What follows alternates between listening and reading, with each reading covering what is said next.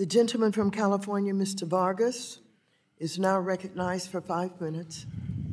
Thank you very much, Madam Chair. I'd like to begin by thanking you once again for taking the lead to hold bad actors accountable and pursue transparency in the cryptocurrency space. And also, Mr. Ray, I want to thank you for being here today to testify. I think I start off a little bit like Paul Krugman does in the New York Times. I don't get the point. I really don't get the point of blockchain and cryptocurrency. It's like keeping track of how many times you chew gum, like who cares? There's other ways that are, I think, less fraudulent to make transactions. But anyway, that being said, how many times have we talked here about the potential for abuse, of fraud in the crypto market? Quite a bit. We've had a lot of cheerleading from some people, especially on the other side of the aisle. I don't hear it today. Haven't heard it yet, but I do want to hear it like we normally hear it, how wonderful it is and how they shouldn't be regulated by the SEC, that they're too tough on them. Imagine we're not going to hear that today, especially after what we saw with FTX. But we do want to see order and transparency in this industry and throughout the financial markets. If you are an issuer of cryptocurrency or a manager of cryptocurrency exchange, and you conduct business with U.S. customers, consider this FTX collapse as your public service announcement. Come into compliance with the Securities Act of 1933, the Securities Act of 1934, and all other applicable federal and state laws. Do not skirt the law, mishandle U.S. citizens' funds, and then claim innocence. For the cryptocurrency industry to continue, citizens need to be informed, regulators need to uphold the laws, and companies need to comply. Now that wasn't happening, was it, Mr. Ray, under this particular company? No, sir.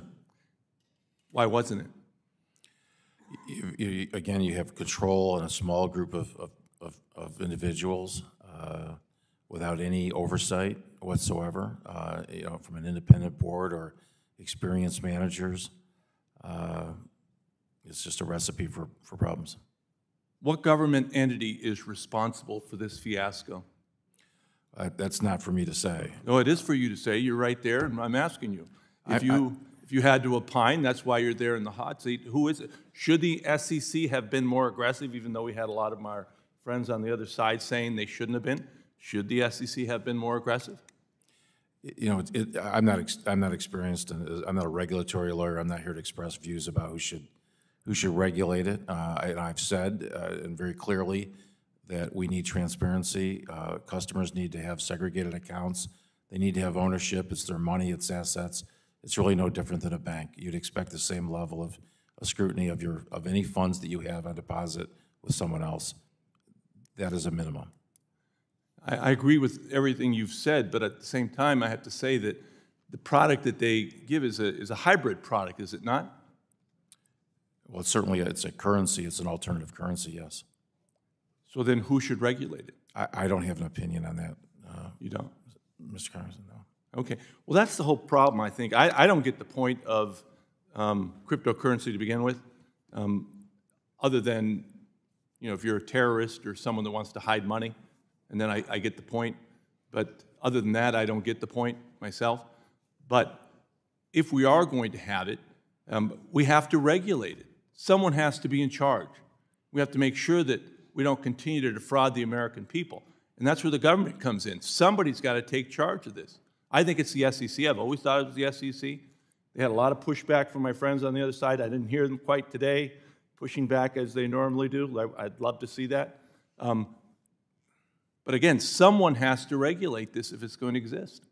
Don't you agree? I certainly think there has to be more controls in this sector. Who should regulate it? I defer to this committee. With that, Madam Chair, I yield my time back. Thank you.